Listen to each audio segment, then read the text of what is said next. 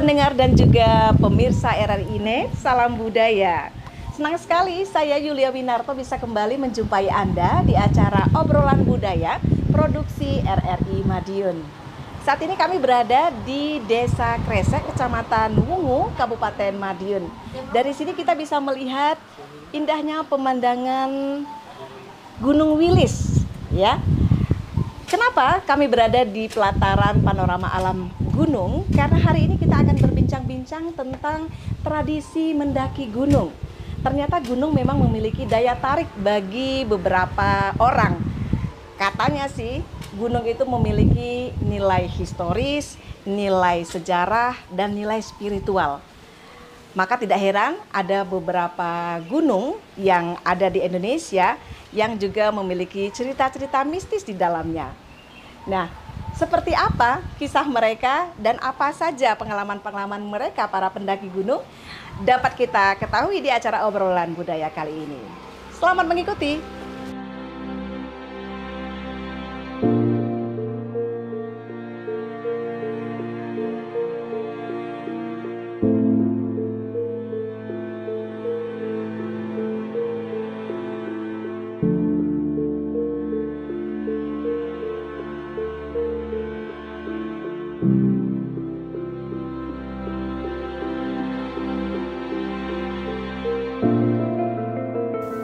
Pemirsa dan pendengar RRI Net, gunung adalah suatu bentuk relief alam yang menonjol tinggi dari permukaan bumi. Secara umum, gunung merupakan formasi geografis yang memiliki ketinggian yang signifikan dibanding dengan sekitarnya. Gunung terbentuk melalui berbagai proses geologi seperti pergerakan lempeng tektonik, aktivitas vulkanik, pengangkatan kerak bumi, dan erosi. Gunung dapat memiliki berbagai bentuk, mulai dari gunung berapi yang aktif dan meletus secara periodik, hingga gunung yang tidak aktif ataupun gunung yang sudah punah. Gunung selalu memiliki daya tarik tersendiri bagi manusia.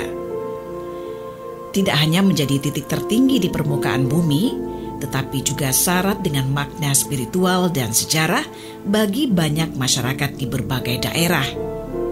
Hal ini berlaku khususnya di Jawa Timur, salah satu provinsi di Indonesia yang kaya akan budaya dan tradisi. Di sini ada beberapa gunung yang dianggap sakral oleh masyarakat setempat karena memiliki cerita dan sejarah yang mendalam. Mari kita simak beberapa cerita, di antaranya Gunung Semeru, Mahameru, Puncak Pulau Jawa. Gunung Semeru dengan ketinggian 3.676 mdpl adalah gunung tertinggi di Pulau Jawa. Bagi masyarakat Jawa Timur, gunung ini memiliki makna yang begitu sakral. Konon, Puncak Semeru yang disebut Mahameru dianggap sebagai bagian dari Gunung Meru di India, yang diyakini dibawa oleh Dewa Brahma dan Dewa Wisnu sebagai paku bagi Pulau Jawa. Cerita ini memberikan nilai magis dan spiritual pada gunung ini. Berikutnya Gunung Lau, sejarah dan mistisnya. Gunung Lau berdiri di perbatasan Jawa Timur dan Jawa Tengah. Gunung ini sangat terkenal dan sejarah mistisnya begitu menjadi cerita rakyat, sehingga dianggap sangat sakral oleh masyarakat setempat. Konon Gunung Lau dulunya digunakan sebagai tempat pertapaan Raja Majapahit, Brawijaya V. Pantangan-pantangan khusus bagi pendaki gunung ini dan cerita-cerita tentang pertapaan raja menjadi lau, tempat yang syarat dengan nilai sejarah dan spiritual. Selanjutnya Gunung Arjuno, batu bersejarah yang sulit ditaklukkan. Gunung Arjuno memiliki puncak dengan kawasan berbatu, menjadikannya salah satu gunung di Jawa Timur yang sulit ditaklukkan. Arjuno juga terkenal dengan pantangan tidak boleh memakai baju berwarna dan dilarang mendaki dengan jumlah ganjil. Dipercaya bahwa Gunung Arjuno masuk dalam wilayah Majapahit. Terbukti dari beberapa arca dan petilasan yang dianggap sakral oleh masyarakat setempat. Alas Lalijiwo, suatu kawasan di Gunung Arjuno, sering membuat pendaki tersesat dan menjadi bagian dari kisah-kisah mistis yang mengelilingi gunung ini.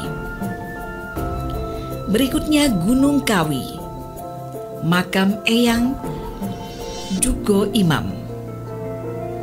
Gunung Kawi di Wonosari, Malang sangat terkenal karena erat kaitannya dengan kekayaan. Banyak orang datang ke Gunung Kawi untuk berziarah ke makam Eyang Jugo Imam.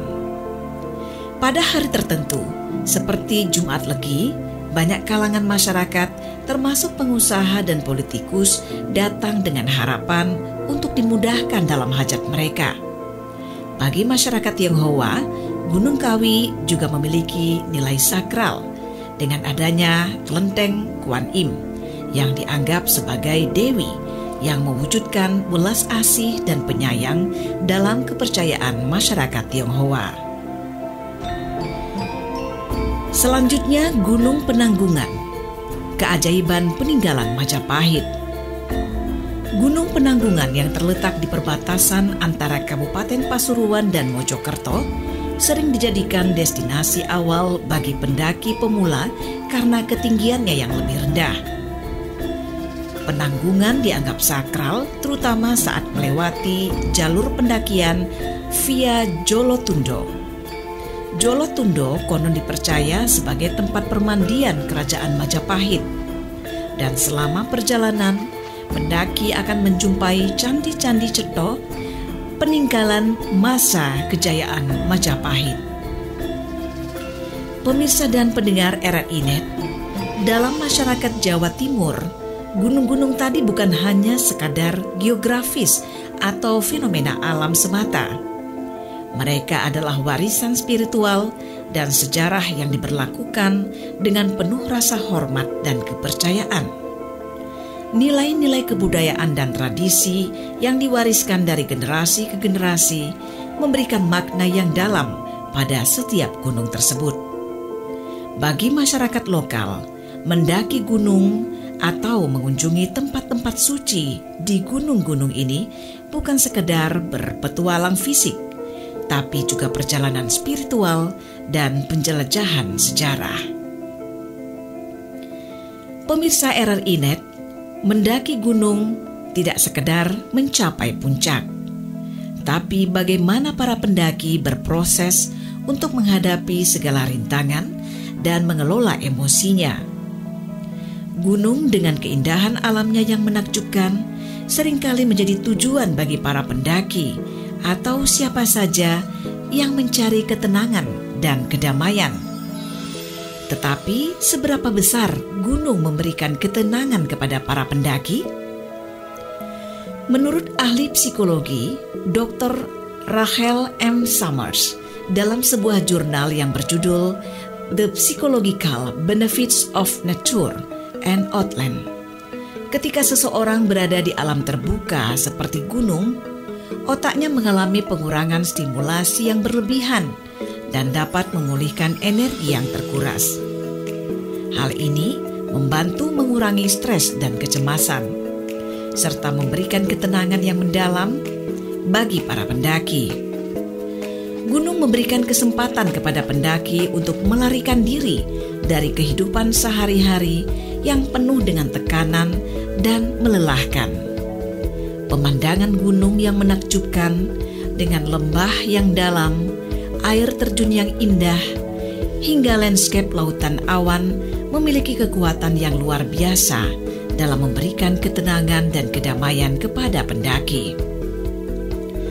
Pemandangan gunung memicu perasaan kagum dan hormat terhadap alam semesta. Hal ini membantu meningkatkan perasaan bahagia, kesejahteraan emosional, dan memberikan perspektif baru terhadap kehidupan. Selain itu, mendaki gunung melibatkan tantangan fisik dan mental yang dapat memberikan ketenangan dalam bentuk pencapaian pribadi, dan perasaan kepuasan. Seseorang yang mendaki gunung karena ingin mengalahkan keegoisannya diri sendiri, gunung juga bisa memberikan pikiran menjadi tenang dan membantu mengendalikan emosi.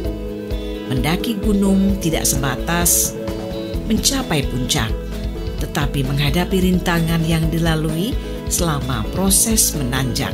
Bisa diibaratkan dengan bagaimana orang-orang melewati rintangan dan tantangan hidup untuk mencapai cita dan tujuan yang diinginkan. Pemirsa RRI.net, di sisi lain, menurut Dr. Mark Davis, seorang psikolog olahraga, di dalam bukunya yang berjudul The Psychology of Outdoor Adventure, ketika seseorang berhasil mengatasi rintangan dan mencapai puncak gunung, mereka merasakan rasa kepercayaan diri dan perasaan ketenangan yang tinggi. Proses mendaki ini juga membantu mengembangkan ketangguhan mental dan kemampuan mengelola stres yang dapat memberikan manfaat jangka panjang bagi kesejahteraan psikologis. Dapat diartikan, gunung memiliki kekuatan yang luar biasa dalam memberikan ketenangan kepada pendaki. Menikmati pemandangan yang menakjubkan dan merasakan kepuasan dalam mengatasi tantangan fisik dan mental adalah sedikit cara untuk menikmati kehidupan. Pemirsa RRI.net, kira-kira alasan-alasan tadi banyak remaja, anak muda, orang tua yang akhirnya mentradisikan naik gunung.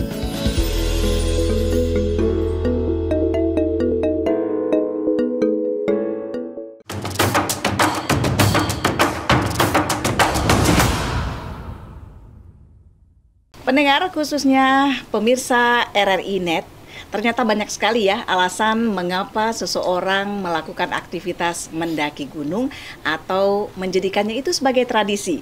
Nah, di samping saya saat ini ada Mas Rudi Purnomo yang juga seorang pendaki gunung. Halo, selamat malam. Mas Rudi, apa kabar? Ya, baik. Alhamdulillah. Mas Rudi, sekarang kalau boleh tahu ya usianya sudah berapa? Usia saat ini 34 tahun. 34 tahun, Iya. masih sangat muda. Dan mendaki gunung itu sejak usia berapa, Mas? Mendaki gunung sejak usia sekitar 20-an. 20-an. Iya. Berarti sudah lumayan lama juga ya mendaki Iya, gunung iya. ya. Itu mulanya bisa tertarik mendaki gunung kenapa? Pertama-tama saya diajak sama teman saya, dan kebetulan teman saya itu tergabung dalam sebuah komunitas yang suka akan pecinta alam. Masih kuliah mungkin? Iya, masih kuliah ya di situ. Jadi perkumpulan itu sebuah wadah untuk mewadahi anggota-anggota yang memang dia itu punya greget untuk melestarikan ataupun juga mencintai alam gitu. Jadi mulanya tujuannya hanya untuk ekstrakurikuler begitu ya? Iya, seperti itu. Tapi setelah itu dijalani terus-menerus setelah tamat kuliah pun masih masih dilalui gitu ya aktivitas itu? Karena aktivitas itu sudah menjadi hobi ya, dalam artian hobi itu kebiasaan dari kami, karena selain hobi kita juga ada wadah itu tadi yang saya ceritakan, bahwa wadah itu mewadahi sebuah perkumpulan yang mana perkumpulan itu mengharuskan kita untuk mencintai alam. Iya. Gitu. Dan itu Iya. berlangsung hingga saat Iya, ini hingga ya? saat ini, Masih gitu. dengan kelompok pencinta alam yang sama? Iya, sama, iya. Dan Mas Rudi sendiri sudah berapa gunung ini yang didaki? Kalau boleh tahu gunung apa aja? Kalau saya memang tidak banyak ke gunung-gunung yang lain ya. Saya lebih cenderung kepada gunung yang terdekat di sini ya. Ya mungkin Gunung Lawu, Gunung Lawu? terus Gunung Wilis, atau mungkin bukit-bukit di daerah wilayah Ponorogo, Wonogiri itu.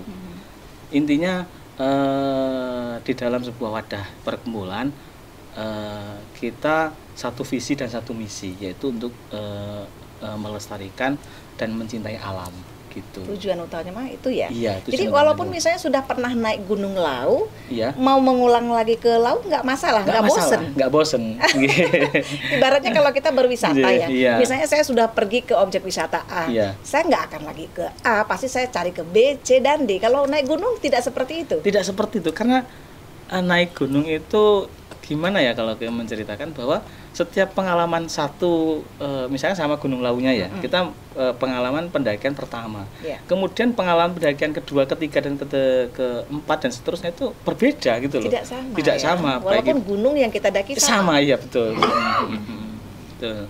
Baik, jadi manfaat yang dirasakan ini ketika pertama kali naik gunung dan naik gunung berikutnya mungkin bisa dibagi di sini apa aja yang dirasakan pertama kali. Manfaat yang jelas kita untuk melatih organ tubuh kita, dalam artian raga kita ya, raga jasmani, seperti ada istilah mensana in corpore sano. Jadi di dalamnya olahraga itu melatih kita untuk menguatkan raga jasmani kita.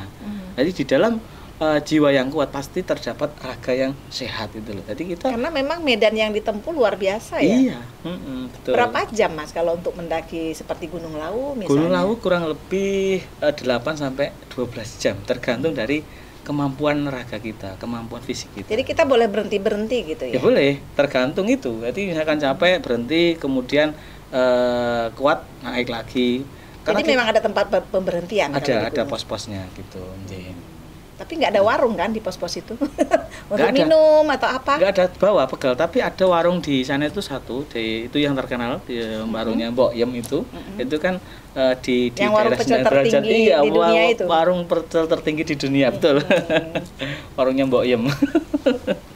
Jadi ya ibaratnya seperti apa ya, orang yang sedang jalan di gurun pasir ketemu air begitu ya. Betul. Begitulah ketika para pendaki itu sedang kelelahan kemudian mendapati warung, takutnya itu warung di dunia astral nggak?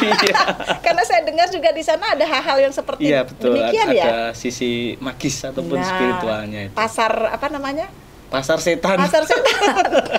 Jadi melewati pasar setan juga ya. Kelihatan pasarnya atau kebetulan tidak melihat apa-apa.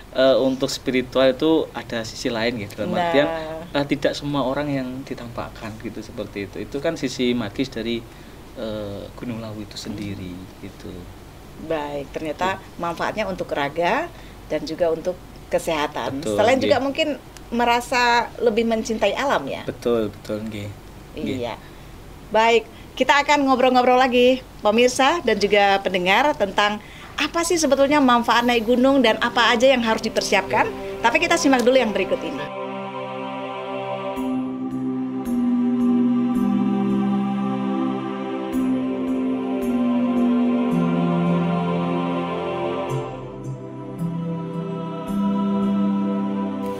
Pemirsa dan pendengar RRI Net, jika kita mengacu pada Kamus Besar Bahasa Indonesia, arti kata pendaki adalah orang yang mendaki. Jika berpijak pada definisi ini, bisa saja terjemahannya bebas menjadi bahwa pendaki gunung dapat dikatakan sebagai orang yang gemar atau memiliki hobi melakukan kegiatan mendaki gunung. Mereka tidak memiliki motivasi lain selain hanya sekadar melakukan kesenangannya sendiri, yakni mendaki gunung, mencari ketenangan, udara segar, kebersamaan, atau hanya sekadar menikmati keindahan alam, baik secara individual maupun secara kelompok. Apapun itu, mendaki memiliki filosofi tersendiri yang bebas diterjemahkan oleh masing-masing orang. Pendakian adalah sebuah perjalanan yang kaya akan pelajaran, dan mendaki merupakan jalan untuk mengenali dan memperbaiki diri. Jika bicara mendaki, tentu ada objek dari pendakian itu sendiri, yakni gunung. Dalam istilah Sunda, arti kata gunung kerap diterjemahkan sebagai guru nu agung. Pada masa klasik, bagi masyarakat Sunda, gunung menduduki tempat tersendiri bagi sistem religinya. Di masa itu, gunung memiliki peranan sendiri dalam sistem masyarakat dan juga agama. Ini artinya keberadaan gunung tidak bisa jauh dari konteks kehidupan masyarakat terdahulu. Dalam berbagai literatur tentang gunung, banyak disebutkan jika gunung-gunung yang ada di Nusantara ini berabad-abad lampau telah banyak yang didaki. Hal ini diyakini juga oleh Jung Hoon, seorang zoologis dari Belanda. Sebelumnya, ia berkebangsaan Jerman yang mengalami hal ini secara langsung. Jung Hoon dan para pendaki Eropa lainnya dikejutkan dengan temuan berupa bekas-bekas kegiatan manusia di kawasan sekitar hutan Gede Pangrango. Di sekitar kawah yang baru ditemuinya itu, mereka menemukan petilasan atau jejak berupa batu-batu yang dipercaya sebagai makam nenek moyang masyarakat setempat. Pemirsa dan pendengar RRI Net, gunung sebagai simbol pendakian spiritual. Ini artinya gunung menempati posisi dan peran dalam berbagai kegiatan agama. Ada agama-agama yang percaya bahwa gunung adalah tempat disampaikannya atau diungkapkannya ajaran agama, atau tempat turunnya guru atau pendiri agama mereka dari surga. Agama-agama lain menganggap gunung sebagai simbol pendakian spiritual. Oleh karena itu, para penganut agama menjadikan gunung sebagai tempat suci dan sebagai tujuan dharma yatra atau ziarah. Gunung Kalyasa atau Kailas di India juga dipandang sebagai tempat suci oleh 4 agama, yakni Hindu, Buddha, Jain, dan Bon. Di Indonesia dikenal juga beberapa gunung yang dianggap sebagai tempat suci, seperti Gunung Agung, Gunung Batur, Gunung Batu Kara, Gunung Semeru, Gunung Lawu, Gunung Merapi, dan Gunung Salak. Status sebagai tempat suci membuat gunung terlindungi dan terpelihara dari perusakan dan pencemaran. Oleh karena itu, gunung suci juga terjamin sebagai sumber air yang sangat penting bagi pertanian, khususnya, dan kehidupan pada umumnya. Pemirsa dan pendengar RRI Net, gunung dalam beberapa tradisi dan budaya secara universal dipercaya merupakan pusat kekuatan dan tempat sakral yang menghubungkan manusia dengan dewa atau yang dianggap memiliki kekuatan gaib. Berdasarkan tradisi India, gunung dipercaya merupakan tempat tinggal dewa-dewa. Kepercayaan ini menurut tradisi Hindu yang pada saat itu sedang berkembang secara global dan mempengaruhi hampir separuh dunia termasuk Nusantara. Dalam tradisi prasejarah Indonesia, masyarakat percaya bahwa roh nenek moyang bertempat di puncak gunung dan mampu mempengaruhi kesejahteraan dan keselamatan manusia di dunia. Oleh karena itu, roh nenek moyang menjadi gantungan hidup manusia. Pemujaan terhadap roh nenek moyang sebagai ekspresi permohonan dari manusia dan keturunannya agar terhindar dari bencana sakit dan kemuliaan dunia adalah kuncinya. Salah satu cara untuk memuja nenek moyang adalah dengan membangun tempat pemujaan pada sebuah gunung atau bukit. Kebiasaan membangun struktur atau bangunan besar dari batu untuk kepentingan pemujaan dikenal dengan tradisi megalitik yang dapat diketahui bersifat universal.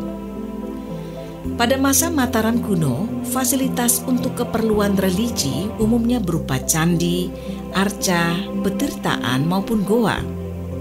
Sesuai konsep pembangunan candi dalam agama Hindu, candi dibangun di tanah subur, didirikan di dekat sumber air, sungai, atau berorientasi dengan gunung. Hal tersebut dapat menjelaskan keberadaan peninggalan arkeolog di puncak, lereng maupun kaki gunung, serta aliran sungai. Pada beberapa peninggalan candi di Jawa Tengah, penghormatan gunung dapat sangat jelas ditunjukkan oleh lokasi di mana candi itu dibangun. Candi-candi ini antara lain adalah Candi Dieng, Candi Gedong Songgo, Candi Selogrio, Candi Cetho, Candi Sukuh, Candi Gunung Wukir, dan Candi Gunung Sari.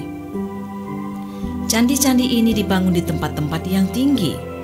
Selain candi-candi yang disebut di atas, ada pula candi yang dibangun di dataran rendah. Candi-candi ini tetap berorientasi pada gunung.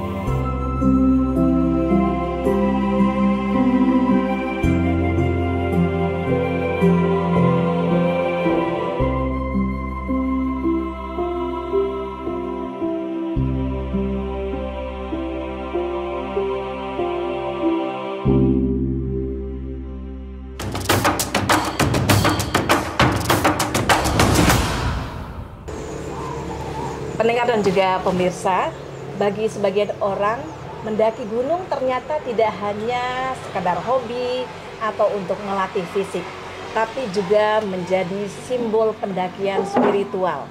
Nah, mengenai hal ini kita coba berbincang-bincang dengan pemerhati budaya kita, Ki Supriyanto Barkah yang sudah ada di samping saya.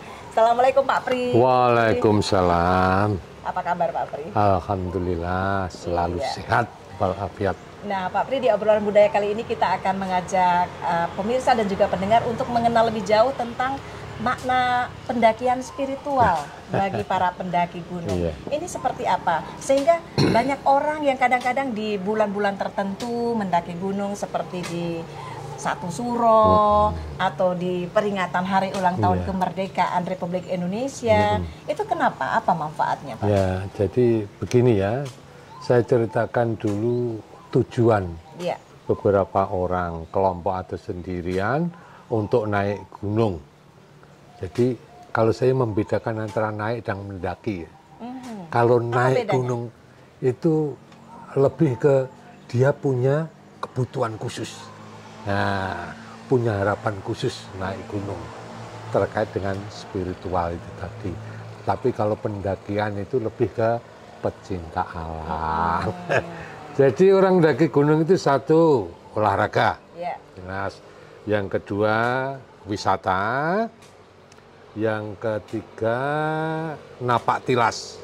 Nah, misalnya di Gunung Lawu ya. Konon ceritanya Sang Prabu Brawijaya kelima itu mokso. Ya. Apa itu mokso? Mokso itu meninggal, seraganya hilang. Itu ada di Puncak Lawu.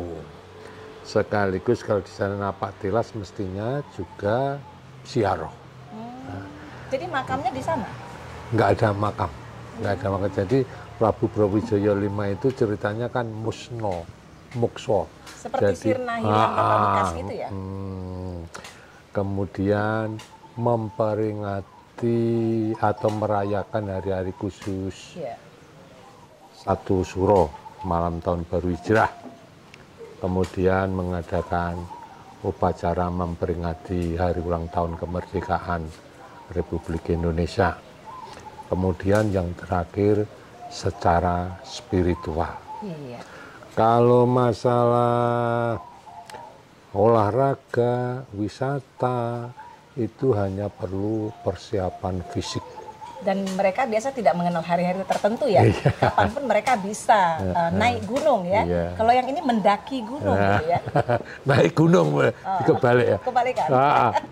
Nah, kalau naik gunung itu secara spiritual, yaitu perlu juga persiapan rohaninya, persiapan mentalnya, bukan hanya secara fisik. Karena apa? Ya dia itu kan punya niat-niat khusus. Paling tidak secara spiritual itu paling tidak loh ya.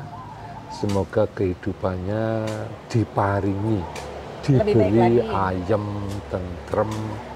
Kalau misalnya secara fisik mungkin dia bisa berlatih fisik, olahraga dan sebagainya. Kalau mental, apa persiapannya ini? Itu kan ada laku-laku tertentu, misalnya harus puasa, harus nyirik tidak makan ini, tidak makan ini, dicari juga hari yang bagus. Nanti kalau naik gunung apa tidak kecapean karena dia dalam keadaan puasa?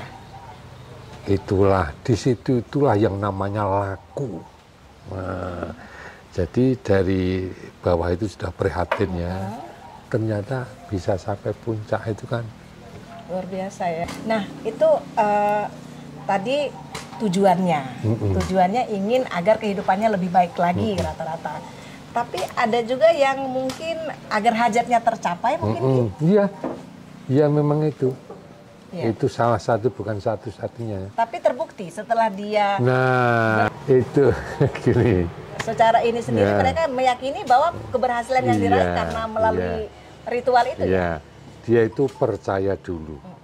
Setelah percaya, tentang terkabul atau tidaknya itu kan yang di atas. Nah, itu tadi. Baik Pak Pri, tadi kita bercerita tentang simbol pendakian spiritual. Kenapa orang-orang ini menjadikan gunung sebagai simbolnya? Kenapa tidak menjadikan candi misalnya atau tempat-tempat sakral lainnya untuk simbol pendakian spiritual? Maaf sebelumnya, ini menyangkut masalah kepercayaan religius ya. Begini, saya tanya dulu. Tentu juga Mbak Yuli tadi sudah menyatakan itu semua yang tergantung di sana. Iya. Nah, berarti kan di atas. Iya. Jadi orang meyakini bahwa tempat tertinggi itu adalah tempat dewa, gitu ya? Iya, jadi begini. Pertama, memang orang tradisi yang terkait dengan Hindu itu gunung itu sebagai kerajaan atau keraton para dewa. Yang kedua, gunung itu tempat bersemayamnya para roh leluhur kita. Yang ketiga, orang Jawa kalau ditanya, wah itu nanti apa enggak berbahaya, itu nanti apa enggak rugi atau tidak itu tergantung yang di sana, berarti di atas.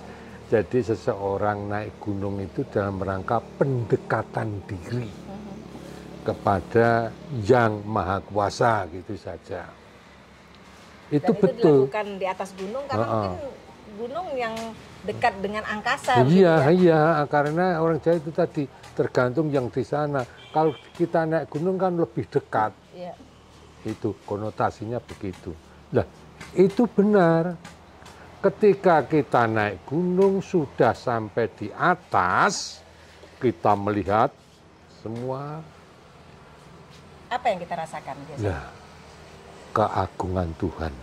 Itu. Rasa syukur. Keagungan Tuhan memberi alam yang seperti ini, kemudian rasa syukur itu pasti ada. Jadi itu sehingga ya kedekatan kita kepada Tuhan melalui itu. Kemudian yang kedua secara filosofi, setelah kita naik melihat yang di bawah kecil. Jadi kita merasa nggak punya apa-apa ya dibandingkan dengan Sang Maha Pencipta. Itu nanti kita melihat yang di bawah kecil. Sebaliknya, yang di bawah juga melihat yang di atas itu juga kecil. Nah, itulah. Itu jadi jangan sombong, kita itu apa toh ya. Gak ada apa-apanya manusia ini. Kamu yang terlihat di atas kecil, tapi kamu yang di atas melihat yang di bawah juga kecil. Maknanya mendalam sekali ya pemirsa ya ternyata ya. Nah, seiring dengan perkembangan teknologi sekarang Ki. Nah, sekarang udah canggih ya. Kalau zaman dulu ya orang harus naik gunung itu dengan penuh perjuangan, dengan alat yang seadanya. Iya, memang. Kalau sekarang itu apakah mereka juga masih sama seperti dulu atau sudah agak modernisasi nih dengan perkembangan teknologi? Jadi cerita orang dulu ya, karena belum didukung ubo rampe atau peralatan naik gunung ya tidak ada bekal piranti itu. Dia itu memang jalannya naik itu untuk prihatin kok. Nah, gitu ya. Inilah kan bedanya dengan pendaki itu. Tasnya semuanya harus memiliki kriteria para pendaki. Nah, itu. Tapi buktinya mereka sehat sampai juga ke pendakian. Gitu. Dengan situasi kondisi alam waktu itu ya. Tapi yang sekarang ini kalau misalnya dia mendaki dengan tujuan ingin mendapatkan spiritual? Apakah dia juga sudah canggih alat-alatnya atau masih seperti zaman tempo dulu, apa adanya, puasa dan sebagainya? Kalau orang-orang dulu masih seperti dulu. Pengalaman saya ketika itu di Gunung Lawu ya, tapi saya nggak naik, saya cuma di bawah saja. Jadi orang naik, orang turun itu cuma pakai sarung, nggak ada bekal apa. Kan? Iya, cuma sarungan gitu loh.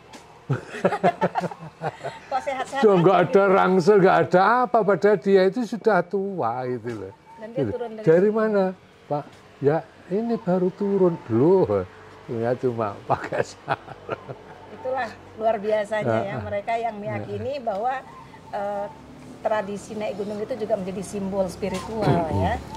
Nah, Ki sendiri apa ini? Mungkin ada pesan untuk para pendaki, terutama generasi muda ini yang mungkin hanya tahu cerita mistis, hanya tahu hal-hal yang di luar nalar yang di gunung tersebut, tapi belum meyakini begitu dengan apa yang ada di gunung-gunung tersebut. Jadi melihat tujuan dari kita naik gunung, olahraga, wisata, spiritual, ziarah, itu saya kira sampai sekarang masih perlu.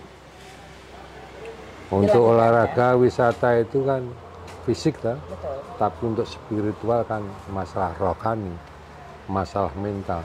Jadi pendakian atau naik gunung itu apabila dijadikan suatu tradisi, orang di situ ada simbolisme tertentu ya dari naik gunung, punya filsafat, ini ya perlulah, jangan sampai itu dihilangkan. Itu tetap harus ada karena kita jadi lebih bersyukur dengan keagungan Tuhan dan juga seperti tadi yang Ki katakan ya, menjadikan manusia tidak sombong karena ternyata kita sangat kecil dibandingkan dengan gunung yang ada di belakang kita itu ya Ki ya, Gunung Wilis. Baik, terima kasih banyak Ki Supriyanto Barka sudah berbincang-bincang tentang makna spiritual dari pendakian gunung itu sendiri.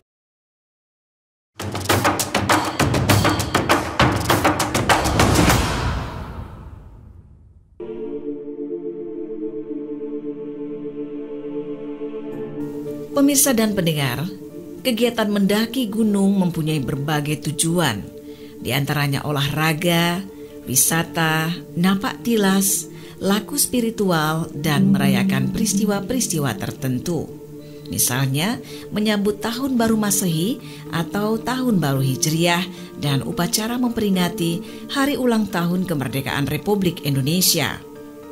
Di Gunung Lawu pada malam 1 Suro atau malam Tahun Baru Hijriah menjadi momen istimewa, terutama melalui jalur Cemoro Sewu di Kecamatan Pelaosan, Kabupaten Magetan, Jawa Timur. Jelang malam 1 Suro atau malam Tahun Baru Islam, jumlah pendaki Gunung Lawu melalui jalur ini meningkat secara signifikan. Menurut data dari pos pendakian Cemoro Sewu pada akhir pekan, jumlah pendaki biasanya berkisar 50 hingga 100 orang. Namun pada malam Suro, jumlah pendaki bisa mencapai lebih dari 500 orang. Fenomena malam 1 Suro memang menjadi daya tarik bagi para pendaki yang ingin menikmati momen istimewa ini di Gunung Lawu. Beberapa lokasi di Gunung Lawu seperti Pos 4 dan Pos 5, Sendang Derajat, Sumur Jalatunda, Hargo Dumilah, dan Hargo Dalem ini dianggap keramat dan sering digunakan untuk ritual. Mengingat banyaknya pendaki yang mendaki Gunung Lawu pada malam 1 Suro, BPBD Magetan juga telah mendirikan pos pemantauan di sekitar pintu masuk jalur pendakian Cemoro Sewu. Langkah ini diambil untuk mengantisipasi kondisi darurat dan memudahkan koordinasi antar petugas jika terjadi sesuatu yang memerlukan penanganan. Pemirsa dan pendengar RRI Net, merayakan Hari Kemerdekaan RI di puncak gunung sudah sejak lama dilakukan, terutama oleh kalangan pendaki gunung dari kalangan anak-anak muda. Pengalaman ikut upacara pengibaran bendera di gunung pasti memberikan suasana yang berbeda. Selain memupuk jiwa nasionalisme, merayakan hari kemerdekaan di puncak gunung juga diyakini menumbuhkan rasa bersyukur karena hidup di negara dengan alam yang indah. Untuk bisa merasakan pengalaman berkesan mengibarkan bendera merah putih di puncak gunung, tentu lebih dulu harus melewati perjalanan yang tidak mudah. Mulai dari fisik yang kuat menghadapi medan terjal, hingga melawan suhu udara yang sangat dingin. Merayakan hari kemerdekaan di puncak gunung adalah kegiatan yang inspiratif dan penuh makna. Namun karena ini melibatkan lingkungan alam yang sensitif dan kondisi cuaca yang berubah-ubah, ada beberapa hal penting yang harus diperhatikan untuk memastikan keamanan, kenyamanan, dan pelestarian alam selama perayaan tersebut. Pertama, kesiapan. Pendakian gunung bukanlah hal yang mudah dan kondisi fisik harus baik. Pastikan semua peserta memiliki kondisi fisik yang cukup untuk pendakian tersebut. Lakukan persiapan fisik sebelumnya dan periksa kesehatan masing-masing peserta sebelum berangkat. Kedua, pendakian yang bertanggung jawab. Ikuti prinsip pendakian yang bertanggung jawab. Tinggalkan tanpa jejak. Bawa kembali semua sampah dan barang yang dibawa, dan hindari merusak lingkungan alam seperti mencabut atau merusak tanaman, dan hindari berisik yang berlebihan. Ketiga, perizinan. Pastikan Anda memiliki izin resmi untuk mendaki gunung tersebut. Beberapa gunung mungkin membatasi jumlah pendaki untuk menjaga lingkungannya. Pastikan untuk mengikuti semua aturan dan regulasi yang ada. Keempat, cuaca dan kondisi gunung. Periksa perkiraan cuaca dan kondisi gunung sebelum berangkat. Kondisi cuaca di puncak gunung dapat sangat berubah-ubah dan tidak dapat diprediksi dengan pasti. Pastikan Anda memahami resiko yang terkait dengan cuaca buruk dan memiliki rencana darurat yang matang. Kelima, perlengkapan yang tepat.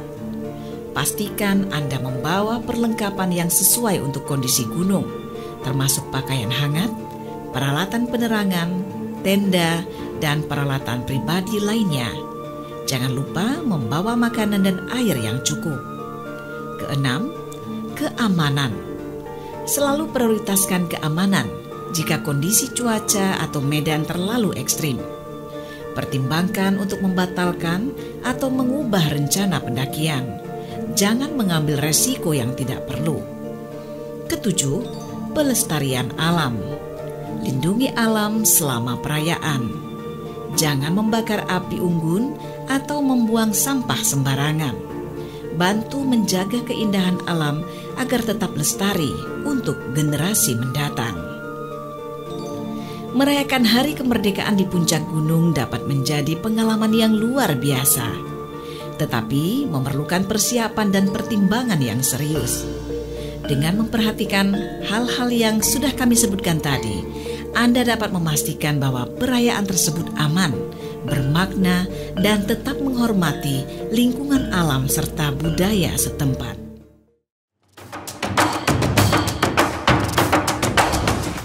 Pemirsa, terima kasih untuk Anda yang masih menyaksikan acara Obrolan Budaya, dan kita kembali lanjutkan perbincangan kita dengan Mas Rudi Purnomo terkait pengalaman beliau sebagai pendaki gunung ya.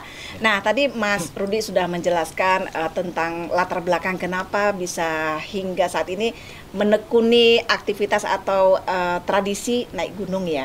Tapi tadi belum begitu dijelaskan, selama ini Mas Rudi mendaki gunungnya itu sendiri bersama istri atau keluarga, atau selalu dengan hanya teman-teman yang di grup pencinta alam tadi ya? Kelompok apa namanya? Perkumpulan Kumambangi Watu Hitam Nusantara. Itu posisinya di Madiun atau di mana? Di pusatnya berada di Yogyakarta. Berhubung di Madiun itu sebuah cabang. Jadi saya selaku sebagai ketua cabang di wilayah Madiun. Gitu. Iya. Jadi selama ini kalau naik gunung bersama-sama kelompok ini terus? Iya, kami naik gunung selalu dengan kelompok dari perkumpulan, karena atau gabung perkumpulan lain. Kita naik ini satu suro yuk, kita ke Gunung Lawu bareng-bareng yuk. Jadi kelompok lain juga misalnya ikut gitu. Kita istilahnya itu selain dari kelompok kita sendiri, karena selain untuk naik gunung itu kita ada sebuah ritual khusus. Artinya memang ritual ini dikhususkan untuk anggota perkumpulan. Semua. Iya. Harus seluruh Indonesia. Mengetahui ritual naik gunung itu. Iya betul. Ritualnya seperti apa, Mas? Untuk ritual di Lawu itu ketika naik gunungnya seperti biasa ya, naik gunung seperti biasa seperti pada umumnya. Namun pada waktu bertempat di Sendang Derajat, itu di pos Derajat itu khusus Gunung Lawu ya? Khusus Gunung Lawu. Itu kita menerapkan tradisi ataupun membangkitkan tradisi leluhur yang bernama tradisi Junjung Suruh. Jadi tradisi itu tradisi dari Nusantara, leluhur kita, yang mana ketika kita sampai di wilayah Sendang Derajat itu kita itu seperti danau ya? Itu suruh itu kita angkat sampai ke Gegerboyo. Dan setelah sampai ke Gegerboyo kita letakkan, kemudian kita meditasi di sana, yang fungsinya gunanya untuk menghormati leluhur kita sebelum yang sudah meninggal sebelum kita, yang berada mungkin di dimensi lain. Itu secara spiritual seperti itu. Suluh artinya membawa seperti apa ya? Mungkin kalau di Indonesia kan seperti obor gitu? Iya, menjunjung suruh. Artinya suruh itu kita pegang daun sirih, iya, daun sirih. Daun sirih 3. Satu orang berapa? 3 daun. 3 daun gitu ya. Jadi jalan dari Sendang Derajat ke daerah mana tadi itu? Gegerboyo. Berapa jauhnya? Kurang lebih sekitar 30 menitan kurang lebih. 30 menit kita harus selain bawa tas yang berat, masing-masing bawa sirih ya. Jadi dari rumah juga ada sirihnya ya. Sudah dipersiapkan dari rumah. Dari bawah dari rumah ya. Dan selain itu perlengkapan lain yang harus dibawa.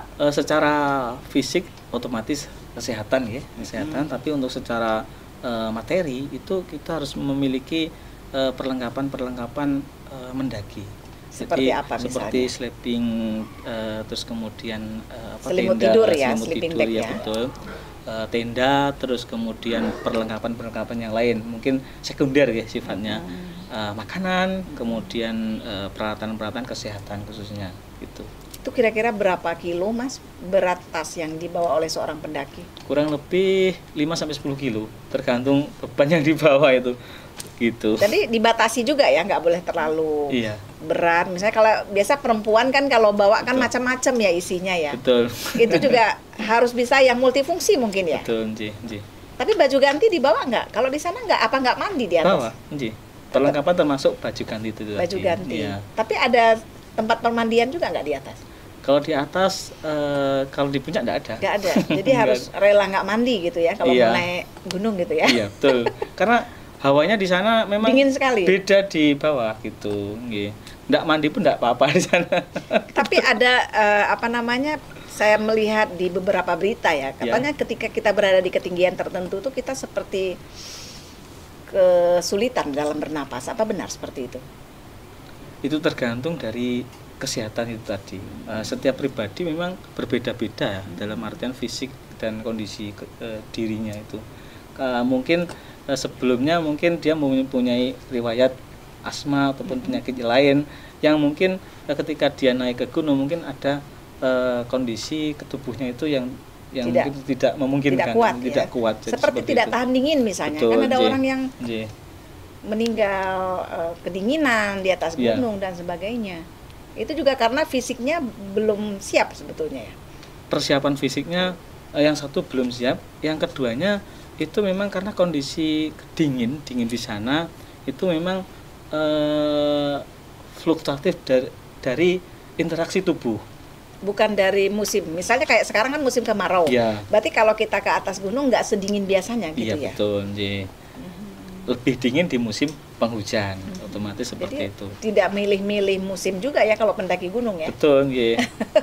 Ketika fisiknya kuat, persiapannya bagus, mentalnya kuat, enggak apa-apa. Karena semakin banyak kita mendaki, artinya semakin banyak pengalaman kita mendaki gunung, maka otomatis raga kita akan semakin kuat gitu loh, dalam artian dihantam kondisi-kondisi apapun.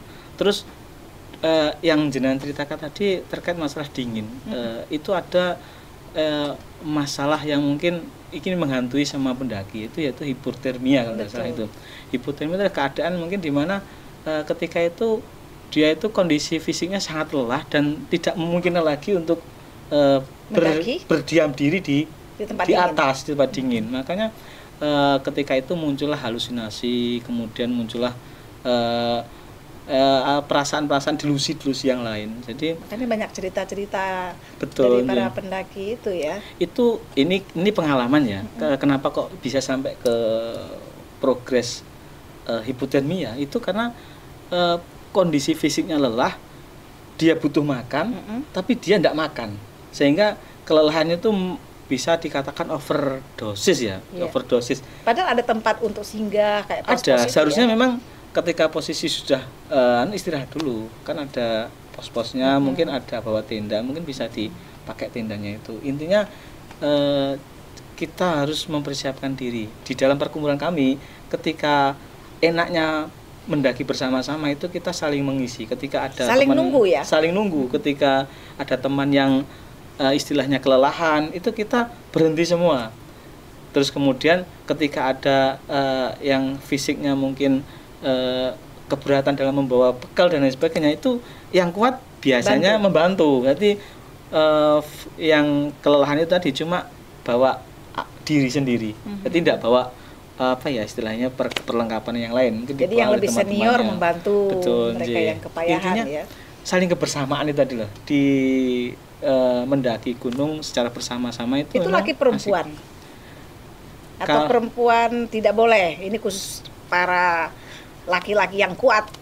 Kalau anggota kita bebas, baik perempuan ataupun laki-laki, namun untuk rata-rata memang kalau di kita itu kebanyakan laki-laki. Iya, kebanyakan. Tapi ada juga ya perempuan. Ada juga yang perempuan. Mungkin misalkan anaknya teman saya. Ketika anggota teman saya memiliki anak mungkin perempuan, itu mungkin diajak bisa. Jadi anak itu juga boleh ya, Nek? Anaknya mungkin maksudnya sudah dewasa. Sudah dewasa ya, karena gitu. memang kayaknya kalau anak-anak anak-anak mungkin riskan ya. Iya betul. Kalau anak-anak biasanya nggak sampai ke atas gitu. Hanya di bawah saja ya. Mungkin pos-pos 1 itu turun lagi gitu. Nah, tadi dari pengalamannya Mas Rudi tadi kan ada ritual yang secara logika rasanya kayak nggak masuk akal ya, kenapa harus bawa daun sirih atau suluh itu tadi. Ada nggak pengalaman-pengalaman yang berkesan selama menjelajah gunung-gunung yang sudah disebutkan tadi? Pengalaman rata-rata sama ya, dalam artian yang paling berkesan itu terkait masalah istilahnya kita tahu mengenali diri sendiri. Itu yang mungkin saya rasakan secara pribadi ya. Karena misalnya seperti apa? Oh, saya mampunya seperti ini. Oh, saya itu seperti itu. Yang selama ini kalau di darat seperti ini kita mungkin lupa untuk mengenali diri kita sendiri. Betul. Artinya kemampuan dari raga jasmani kita, kemampuan kita saya itu kuat atau tidak. Itu kan kayak bisa menilai tuh. Artinya bisa mengukur ya. Rata-rata orang kan untuk penilaian kan ditujukan kepada orang lain ya. Contoh menilai si A, menilai si B, tapi sangat jarang sekali menilai diri sendirilah. Di sinilah ada sebuah pengalaman pribadi yang mana kita ini secara pribadi saya itu kita diharuskan untuk menilai lebih baik menilai diri sendiri daripada menilai orang lain. Ini secara psikologisnya saja seperti itu. Terus kalau pengalaman-pengalaman spiritual lah ya kan, karena kan ini ya gunungnya juga gunung yang banyak membawa cerita-cerita mistis juga ya. Ada nggak seperti hal-hal yang tidak masuk akal tapi dialami oleh Mas Rudi dan kawan-kawan ketika mendaki gunung? Kalau saya secara spiritual yang jenengan maksudkan yang di luar logika itu memang belum mengalami, tapi mungkin dialami oleh teman-teman yang lain ya. Mereka yang menceritakan ya. Secara psikologis kan kadangkala itu kan ranah secara pribadi ya, privasi, dan mungkin pengalaman pribadi teman saya dan saya kan berbeda-beda. Tapi yang jelas kemungkinan besar juga ada yang seperti itu. Dan itu apa karena dia mungkin tidak benar-benar serius melakukan ritual yang tadi, atau karena ada pantangan mungkin yang dilarang? Mungkin dalam hal itu secara pribadi mungkin ada interaksi dengan suasana gunung ataupun hawa yang ada di puncak itu loh. Karena masing-masing orang beda-beda ya. Ada yang peka ya, iya, betul. Yang mudah untuk bisa merasakan hal demikian ya. Baik, dari perbincangan kita tadi, untuk mereka yang ingin menjadi pendaki gunung, Mas, apa aja nih pesan-pesan dari Mas Rudi Purnomo untuk mereka? Pesan dan pesan ini ya, pesan untuk pendaki pemula ya istilahnya, itu persiapkan dulu. Jadi ketika mau mendaki sebelumnya itu 2 minggu harus persiapan fisik. Artinya lebih cenderung kepada latihan maraton gitu ya? Lah. Cenderung bukan ke cepatnya itu, tapi cenderung kepada ketahanan. Stamina, ketahanan tubuh. Karena itu sangat penting. Kalau cepat biasanya lebih mudah lelah ya. Tapi kalau ketahanan itu lebih cenderung istilahnya seperti kita berlari kita berlari kecil, tapi kita nyampainya kita bisa terus konsisten ibaratnya tahan lama ya, ketahanan tubuh kita. Beda dengan kita tujuannya cepat sampai ke sana, biasanya kan lebih cepat. Tapi kalau untuk naik gunung itu saya pesankan lebih cenderung latihan ke ketahanan fisik terlebih dahulu. Setelah itu perlengkapan yang lain mungkin bisa dipersingkat, dalam artian persiapannya mendadak pun tidak apa-apa. Tapi kalau untuk persiapan fisik itu harus dipersiapkan terlebih dahulu sebelum naik gunung gitu. Terima kasih Mas Rudi Purnomo sudah berbagi pengalaman dengan kami di RRI Net di Obrolan Budaya. Semoga bermanfaat untuk pendengar kita. Amin. Sukses selalu ya Mas ya. Amin ya.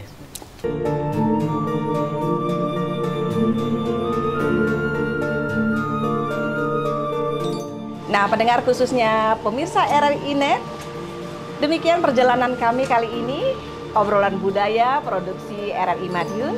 Kita sudah membahas panjang lebar tentang tradisi naik gunung. Semoga dengan pembahasan ini memberikan manfaat dan juga menambah khasanah wawasan budaya Anda.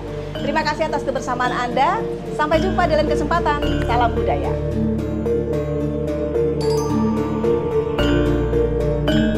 Pendengar dan pemirsa RRI Net, sampai di sini sajian kami dengan topik tradisi naik gunung. Produksi Radio Republik Indonesia Madiun. Semoga bermanfaat dan menambah khasanah budaya dan wawasan Anda. Kita berpisah. Salam budaya.